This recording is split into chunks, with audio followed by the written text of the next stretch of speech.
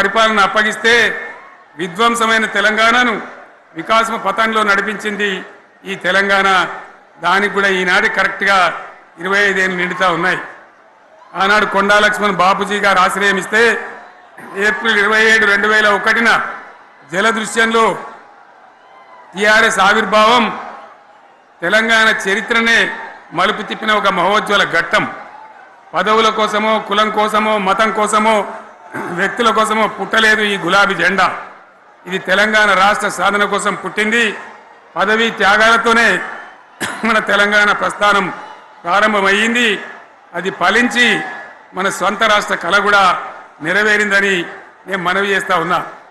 ఆనాటికి అలుముకున్నటువంటి చీకట్లను పారదోలడానికి, ప్రజల్లో విశ్వాసం కల్పించడానికి, ఆత్మవిశ్వాసాన్ని పెంపొందించడానికి నేను ఒక మాట చెప్పిన ఆ రోజు మీ అందరికీ కూడా గుర్తుండాలి. ఉద్యమం నుంచి వెనక్కి మరలితే, ఉద్యమ జెండాను దించితే నన్ను రాళ్లతో కొట్టి చంపండి అని చెప్పి నేను ఉద్యమాన్ని ప్రారంభించిన విషయం మీ అందరికీ కూడా తెలుసు. ఆ తదనంతరం జరిగినటువంటి స్థానిక పంచాయతీ ఎన్నికల్లో, ఆ తదనంతరం జరిగినటువంటి సిద్దిపేట ఉప ఎన్నికలో ప్రజలు బ్రహ్మాండంగా ప్రాణం పోసి ఊపిరిలిదితే అద్భుతంగా ఉద్యమం ముందుకు పురోగమించిన విషయం మనకు తెలుసు. 60 ఏళ్ల సమైక్య పాలనలో తెలంగాణది ఎంత గోస, ఎంత దుఃఖం, ఎంత వేదన, ఎంత హింస, ఎంత అణిచివేత చూసినామో మనందరికీ కూడా బాగా తెలుసు. గోదావరి కృష్ణనీళ్ళు దక్కకుండా తరలిపోతే తల్లి సనుబాలకు నోచని పిల్లల్లాగా తెలంగాణ బిడ్డలు రోధించారు. కరువుల కాటకాలకు గురయ్యారు. అర్ధరాత్రి కరెంట్లు పెట్టబోయి పాములు గుట్టి, తేలు గుట్టి చాలా భయంకరంగా అనాథల్లాగా చనిపోయినారు. ఆ రకంగా జరుగుతూ ఉంటే ఇక్కడ ఉన్నటువంటి ఆనాడు కాంగ్రెస్లో, టీడీపీలో ఉన్నటువంటి నాయకులు పదవుల కోసం పెదవులు మూసిండ్రు తప్ప ఏనాడు నోరు తీసి కొట్టాడలేదు. గులాబీ జెండా ఎగిరేదాకా కనీసం తెలంగాణ సోయిని కూడా ప్రదర్శించలేకపోయినారు.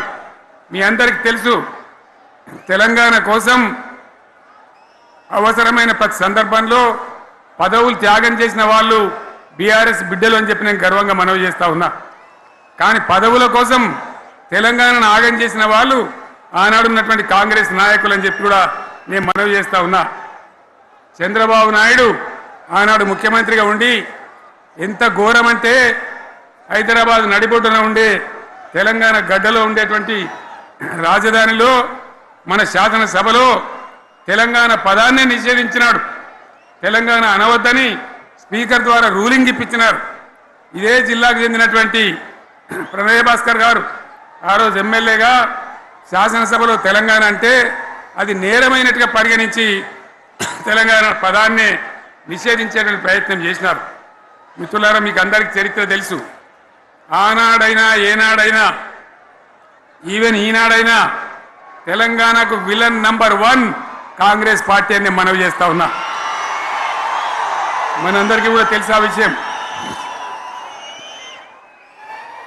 తెలంగాణ హైదరాబాద్ స్టేట్ పేరుతో ఉన్ననాడు ప్రజలు వద్దంటుంటే కూడా బలవంతంగా తెలంగాణను ఆంధ్రాతో కలిపిన వాళ్ళే. ఏందా బాబు, ఏందా పనిలేదా? రెడ్డి ఎవరెవలాడు పోండి, మీరు మీకేం పనిలేదావా? ఈ 10 మంది కాదు కదా, సభ అంతా ఉంది కదా, ఉండండి, కామ్ ఉండండి, డిస్టర్బ్ చేయదు మీరు. అట్లా బలవంతంగా ఆనాడు ఆంధ్రలో విలీనం చేసింది కాంగ్రెస్ పార్టీ, జవహర్లాల్ నెహ్రూ. 69లో ఉద్యమం వస్తే 400 మంది తెలంగాణ బిడ్డలను పిట్టల్లాగా కాల్చి చంపింది ఇందిరాగాంధీ ప్రభుత్వం, ఆనాడు ఉన్నటువంటి కాంగ్రెస్ పరిపాలన. మళ్ళీ 2001 నుంచి మనం విజృంభిస్తే నంగనాచిలాగా ఇదే కాంగ్రెస్ వచ్చి మన బలాన్ని, మన ఊపును చూసి పొత్తు పెట్టుకొని తెలంగాణ ఇస్తామని నమ్మబలికి మనతో పొత్తు పెట్టుకున్నది కూడా మీరు చూసినారు. మళ్ళా ఎగ్గొట్టే ప్రయత్నం చేసినారు. 14 ఏళ్ళు ఏడిపించినారు. అది మీ అందరికి తెలుసు.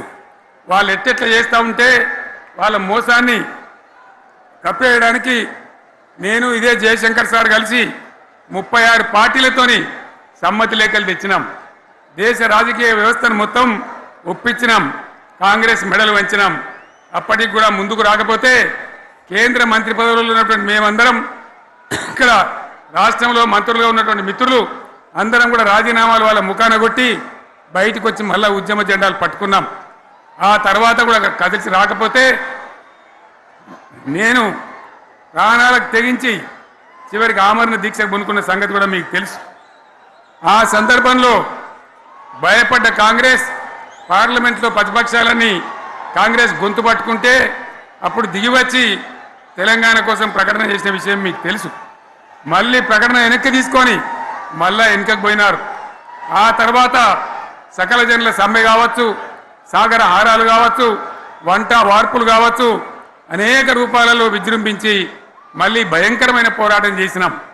మళ్ళీ 3 ఏళ్ల తర్వాత వాళ్లకు రాజకీయ అవసరం ఏర్పడి ఆనాడు వచ్చి మళ్ళీ తెలంగాణ ఇస్తామని ప్రకటించి వాళ్ళకి ఇష్టం లేకపోయినా తెలంగాణ సృష్టించినటువంటి ఆ సుడిగార్పులుగా తట్టుకోలేమని భయపడి తెలంగాణ ఇచ్చిన విషయం కూడా మీకు తెలుసు.